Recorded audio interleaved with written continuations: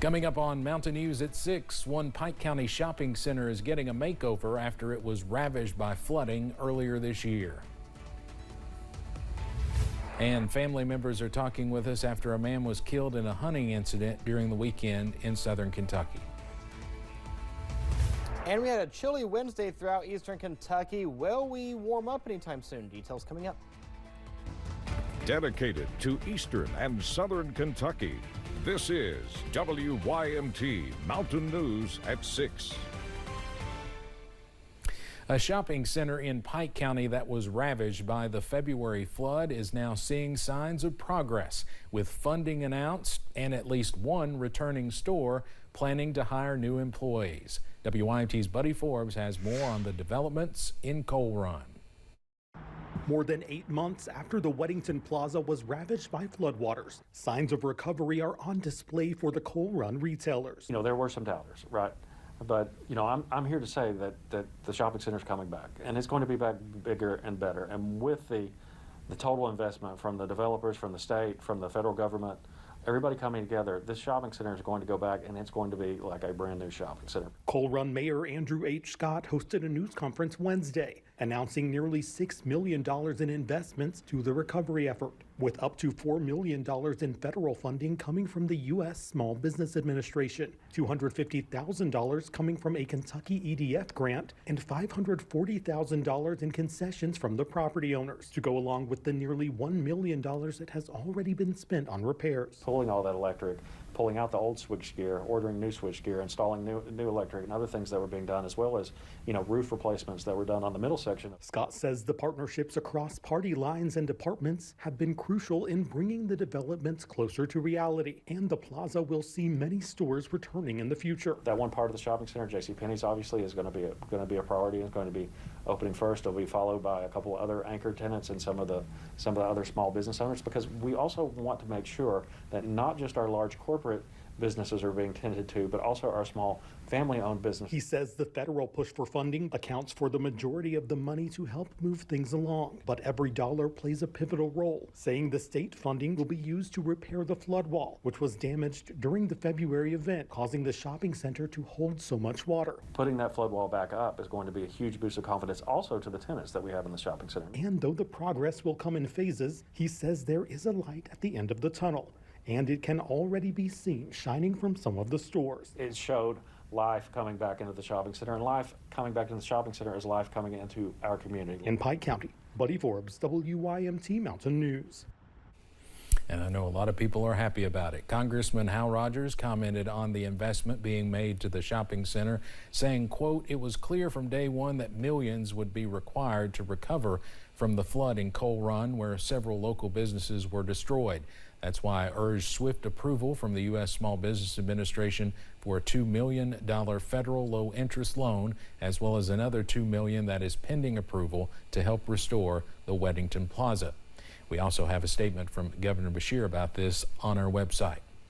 A pretrial conference hearing for 3 men charged in connection with Amber Spradlin's death has been pushed back. Michael McKinney, M.K. McKinney, and Josh Mullins were set to appear in court tomorrow, but that pretrial conference was postponed until November 6th. Amber Spradlin was found dead in 2023. As we first told you earlier this week, prosecutors want the trial date pushed back since evidence still needs to be analyzed. That trial was expected to start at the beginning of December. One Johnson County man was arrested on charges of DUI and wanton endangerment. Police were called to Kentucky 1428 on Monday about a 2-vehicle crash with possible injuries.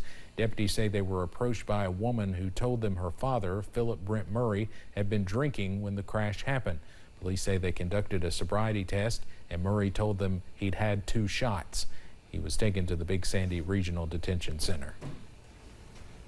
Well, a frost advisory is out for eastern Kentucky tonight, and we could get even colder tomorrow night. Meteorologist Eric Dean has our first look at the forecast. Eric? Dry frost advisory starts at 4 a.m. and goes until 9 o'clock in the morning. This is the scene right now in Boonville in Owsley County. You can see wall-to-wall sunshine. Temperatures today only made it into the upper 50s and low 60s. Made it to 57 in Whitesburg, 64 in Somerset, made it to 61 in Hazard, Louisa, 59 was the high in Logan. There's that frost advisory right there for the majority of the WYMT viewing area. Again, starts at 4 a.m., lasts until 9 o'clock in the morning. All is quiet on First Alert Live Pinpoint Doppler radar. This will get a break for Friday, Saturday, and for the most part Sunday as well. So we get into Sunday afternoon and evening, that shower chances will start to pick up. High pressure is in control. We are on the leading edge of a high pressure system. That's what's keeping that wind out of the north and the northwest. WYMT First Alert weather app is the place to get your hour-by-hour forecast. Look at this. Clear skies from top to bottom. Temperatures in the upper 50s, low 60s by 7 p.m., low 50s by the time you join us tonight for Mountain News at 11. Now, we do have another advisory to talk about, and we'll talk about that in the First Alert forecast coming up in a few minutes. But all this week, we are looking back at our top 10 weather events in the last 40 years at WYMT. This is number 6, a huge snowstorm followed by record cold in January of 1994. Eastern Kentucky saw anywhere from 6 to 26 inches of snow.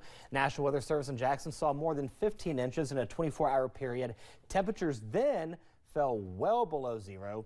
All state, interstate, and federal highways were officially closed by a state of emergency for 5 days. Steve.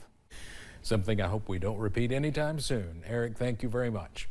One of Kentucky's largest addiction care treatment providers is being sold. In a release, addiction recovery care officials say Athema Health Corporation has signed a letter of intent to acquire the assets and operations of ARC. Athema Health is based out of Florida. It says it will operate under its existing Kentucky brand, Aria Kentucky. This comes after hundreds of ARC employees have been laid off and several treatment centers closed in the last 14 months. ARC officials also told the Lexington Herald-Leader this was not related to an ongoing federal investigation into whether the company has committed Medicaid billing fraud. The substance abuse epidemic has been an issue for decades, and community members and organizations are trying to make sure all Kentuckians have the resources they need to overcome these obstacles. WYMT's McKinley Calandrino spoke with the Foundation for Appalachian Kentucky, who funded the new Grace Center in Breathitt County. From the opioid epidemic to the fentanyl crisis, substance abuse has been a significant and ongoing issue in Kentucky for decades. While research finds the number of overdose deaths are declining, they are not disappearing. We had responded to multiple overdose complaints throughout the year, but unfortunately in the calendar year of 2024 we lost 16 lives due to overdose deaths in Breathitt County alone. Even though officials say overdose rates in Kentucky have declined in 2024, Eastern Kentucky still holds 5 of the top-ranking counties, including here in Breathitt. But there's hope that places such as the Grace Center can help change that trend. The Grace Center was formed on a model called the Hub out of Lee County in Beattyville.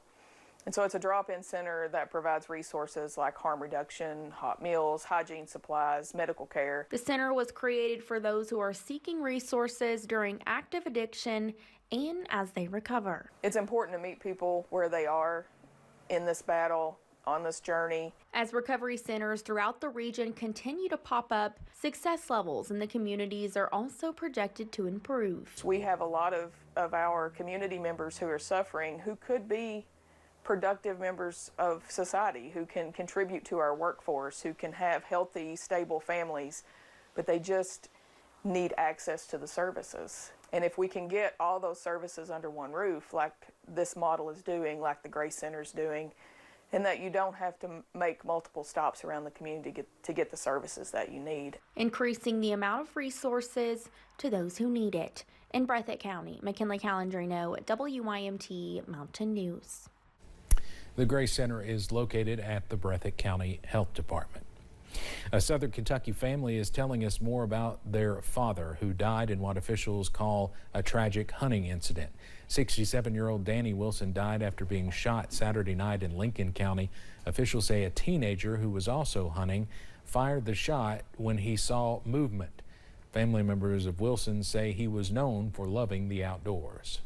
We were all out in nature, hiking, camping, whatever. Scared the first 2 days because I didn't know if I would ever be the same again.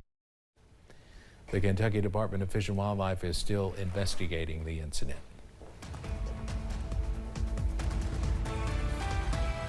All right, frost advisory begins at 4 o'clock in the morning. Temperatures over the next 12 hours, look at this. We go down to the mid 40s now. The question is, are we going to go back up into the upper 60s anytime soon? Details in the first alert forecast coming up. And children in one eastern Kentucky county received new shoes as part of a statewide donation program.